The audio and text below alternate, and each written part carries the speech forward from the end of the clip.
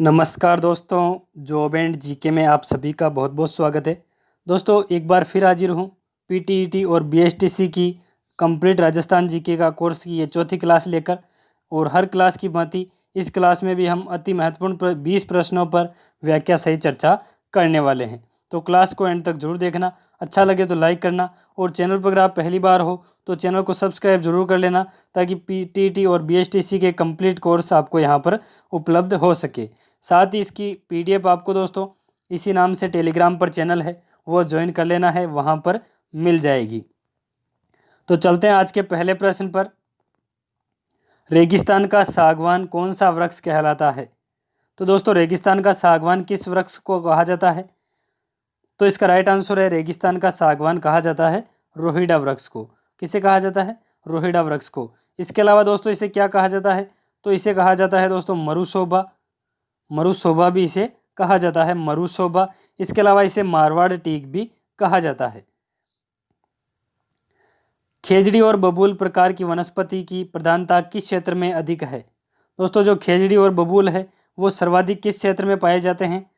तो इसका right answer होगा जो खेजड़ी और बबूल है वो शेखावाटी क्षेत्र में सर्वाधिक पाए जाते हैं। ठीक है दोस्तों, शेखावाटी क्षेत्र में सर्वाधिक पाए जाते हैं। सेवण किसकी किस्म है? दोस्तों सेवण जो है वो क्या है या किसकी एक किस्म है? तो इसका राइट आंसर होगा दोस्तों जो सेवण है वो पश्चिम राजस्थान की एक घास की किस्म है। और कहाँ पर ये पाई जाती है? तो दोस्तों सर्वाधिक ये जैसलमेर के अंदर पाई जाती है सेवण घास। राजस्थान के पश्चिम भाग में पाई जाने वाली वनस्पति किस प्रकार की है? तो दोस्तों राजस्थान का जो पश्चिम भाग है वहाँ पर किस प्रकार की जो वनस्पति है वो पाई जाती है?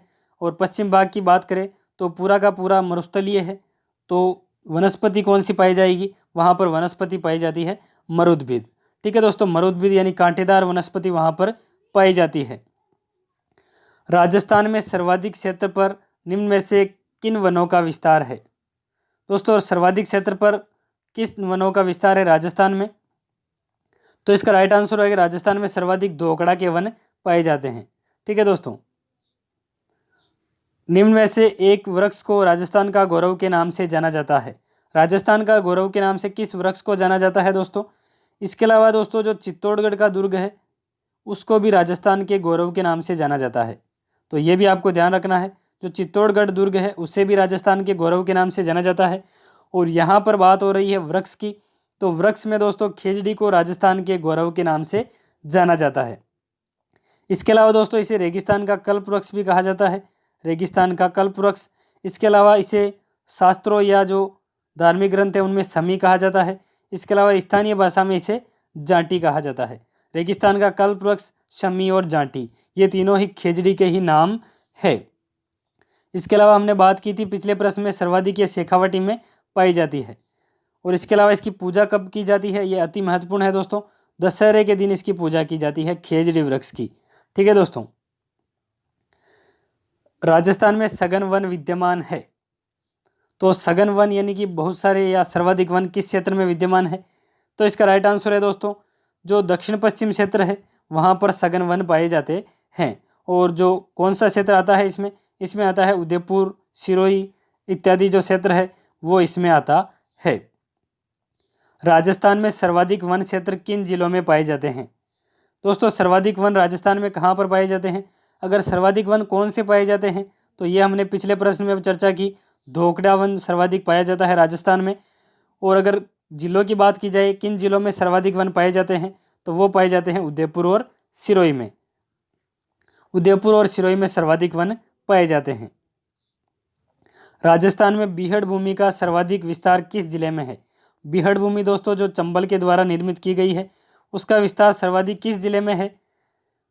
तो इसका राइट आंसर होगा दोस्तों सर्वाधिक विस्तार उसका है सवाई माधोपुर, इसके अलावा करौली और धौलपुर। इन तीनों ही जिलों में जो बीहड़ भूमि है वो सर्वाधिक पाई जाती है, सवाई माधोपुर, करौली और धौलपुर। तो इसका राइट आंसर होगा सवाई माधोपुर। राजस्थान का वह समुदाय जो आदिकाल से पारिस्थितिक तंत्र की रक्षा धार्मिक भावना से करता आ रहा है निम्नलिखित में से कौन सा है? दोस्तों जो वृक्षों के लिए अपनी जान दे जाते हैं वो समुदाय कौन सा है? और ये आदिकाल से यानी प्राचीन काल से ये रक्षा करता आ रहा है। तो इसका राइट आंसर होगा दोस्तों जो विश्नोई संप्रदाय है वो धार्मिक भावना से जो पारिस्थितिक तंत्र है उसकी रक्षा करता आया है। 20+9 यानी कि 29 नियमों का ये पालन करते हैं और जाम्बोजी इनके जो संस्थापक है। धार्मिक स्थलों से जुड़ा पारंपरिक आखेट एवं वन कटाई निषिद्ध क्षेत्र कहलाता है। दोस्तों कई जगह जो धार्मिक स्थल होते हैं वहाँ पर एक जगह को आखेट निषिद्ध और कटाई से निषिद्ध यानी कटाई और आखेट दोनों ही वहाँ पर बैन कर दिया जाता है। उस क्षेत्र को क्या कहा जाता है? तो उसको कहा जाता है दोस्तों ओरण। ठीक है दोस्तों, ओरण उसको कहा जाता है। माता जी का ओरण या तेजाजी का ओरण, ऐसे ओरण कहा जाता है। अगला प्रश्न है किस अभ्यारण्य में प्रसिद्ध त्रिनेत्र गणेश जी का मंदिर स्थित है? तो त्रिनेत्र गणेश जी का मंदिर किस अभ्यारण्य में स्थित है दोस्तों? अति महत्वपूर्ण प्रश्न है। इसका राइट आंसर होगा त्रिनेत्र गणेश मंदिर है रणथंभौर अभ्यारण्य में। और रणथंभौर अभ्यारण्य कहाँ पर स्थित है? तो यह है सवाई माधोपुर के अंदर। ठीक है दोस्तों, रणथंभौर अभ्यारण्य सवाई माधोपुर में स्थित है और वहीं पर त्रिनेत्र गणेश मंदिर स्थित है। इसके अलावा दोस्तों जो रणथंभौर मंदिर है जो रणथंभौर अभ्यारण्य है उसके अंदर पहला राष्ट्रीय उद्यान है, यानी कि जो पहला राष्ट्रीय उद्यान है राजस्थान का वो रणथंभौर है। इसके अलावा पहली बाघ परियोजना है वो भी रणथंभौर में ही है। तो अति महत्वपूर्ण है ये। त्रिनेत्र गणेश मंदिर यहाँ पर पाए जाते हैं, त्रिनेत्र गणेश मंदिर यहाँ पर स्थित है और रणथंभौर पहली राष्ट्रीय उद्यान है और पहला जो बाघ परियोजना है वो भी यहाँ पर ही स्थापित है। वह अभ्यारण्य जिसमें उड़न गिलहरी देखी जा सकती है, तो उड़न गिलहरी किस अभ्यारण्य में पाई जाती है? तो इसका राइट आंसर होगा दोस्तों जो उड़न गिलहरी है वो सीता माता अभ्यारण्य में पाई जाती है, जो कि प्रतापगढ़, चित्तौड़गढ़ और झालावाड़ के अंदर स्थित है। इसके अलावा दोस्तों जो सीता माता अभ्यारण्य है वहाँ पर क्या पाया जाता है? तो वहाँ पर सागवान के वन सर्वाधिक पाए जाते हैं। सागवान के वन अगर आपसे पूछा जाए तो वो सीता माता अभ्यारण्य में पाए जाते हैं। इसके अलावा इसे दोस्तों चीतल की मातृभूमि भी इसे कहा जाता है। चीतल की मातृभूमि सीता माता अभ्यारण्य। ठीक है दोस्तों, तो ये सभी जानकारी आपको जो भी मैं आपको क्वेश्चंस के साथ में बताता हूँ आपको साथ के साथ में ध्यान रखनी है। राज्य में सबसे अधिक गागरोनी तोते किस अभ्यारण्य में मिलते हैं? गागरोनी तोते जिसे हीरामन तोता भी कहा जाता है वो किस अभ्यारण्य में सर्वाधिक पाया जाता है? तो इसका राइट आंसर होगा दोस्तों जो गागरोनी तोता या हीरामन तोता है वो सर्वाधिक दर्रा अभ्यारण्य में पाया जाता है। और दर्रा अभ्यारण्य को एक नाम और से जाना जाता है वो है मुकुंदरा हिल्स अभ्यारण्य। कोटा झालावाड़ के अंदर ये स्थित है, वहीं पर गागरोनी तोते पाए जाते हैं। राजस्थान का घोषित होने वाला प्रथम राष्ट्रीय उद्यान कौन सा है? तो दोस्तों पहला राष्ट्रीय उद्यान कौन सा है? तो अगर पहले राष्ट्रीय उद्यान की बात करें तो वो है दोस्तों रणथंभौर अभ्यारण्य सवाई माधोपुर। और राजस्थान में अगर बात की जाए तो 3 राष्ट्रीय उद्यान है। राजस्थान में कौन सा उद्यान जापानी ढंग से बना हुआ एकमात्र उद्यान है? जापानी ढंग से कौन सा उद्यान बना हुआ है?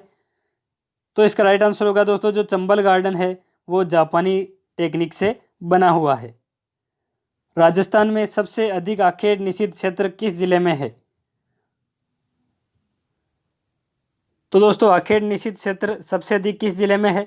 तो इसका राइट आंसर होगा सर्वाधिक आखेट निषिद्ध क्षेत्र जोधपुर में स्थित है। ठीक है दोस्तों, जोधपुर में सर्वाधिक आखेट निषिद्ध क्षेत्र है, यानी कि वहाँ पर शिकार पूरी तरह से प्रतिबंधित है। और अगर ओवरऑल राजस्थान में पूछा जाए दोस्तों तो 33 आखेट निषिद्ध क्षेत्र है। राजस्थान में क्षेत्रफल की दृष्टि से सबसे बड़ा आखेट निषिद्ध क्षेत्र कौन सा है? तो सबसे बड़ा आखेट निषिद्ध क्षेत्र कौन सा है?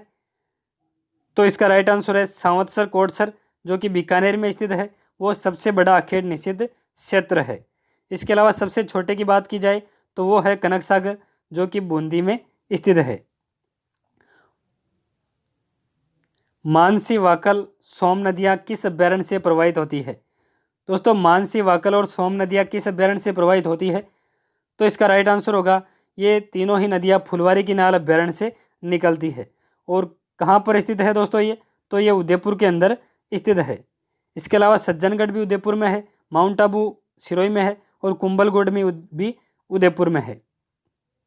और आज का लास्ट प्रश्न है निम्न में से कौन सा असत्य युग्म है? तो असत्य युग्म आपको छांटना है। अगर बात की जाए सरिस्का अभ्यारण्य की तो वो अलवर में है, ये बिल्कुल सही है। और सरिस्का में क्या पाए जाते हैं? तो यहाँ पर हरे कबूतर पाए जाते हैं। ठीक है दोस्तों, सरिस्का अभयारण्य अलवर में है और हरे कबूतर पाए जाते हैं। और फुलवारी की नाल कहाँ पर है, तो फुलवारी की नाल उदयपुर में है, यह भी बिल्कुल सही है। राष्ट्रीय मरुद्यान जैसलमेर में है और सबसे बड़ा अभ्यारण्य है दोस्तों, ये आपको ध्यान में रखना है, राष्ट्रीय मरुद्यान जैसलमेर। इसके अलावा तालछापर अभ्यारण्य चूरू में है, यह भी बिल्कुल सही है। और यहाँ पर क्या पाए जाते हैं, तो यहाँ पर कृष्ण मृग पाए जाते हैं, काले हिरण। और इसके अलावा दोस्तों जो शेरगढ़ अभ्यारण्य है वो कोटा में नहीं है, जो शेरगढ़ अभ्यारण्य है वो बारां में स्थित है। तो इसका राइट आंसर होगा ई, यानी कि ये असत्य युग्म है। तो दोस्तों ये थे आज के अति महत्वपूर्ण प्रश्न। रेगुलर आपकी लाइव क्लास होती है 9:30 बजे, तो रेगुलर इस क्लास का हिस्सा जरूर बने। तो सभी को जय हिंद, जय भारत।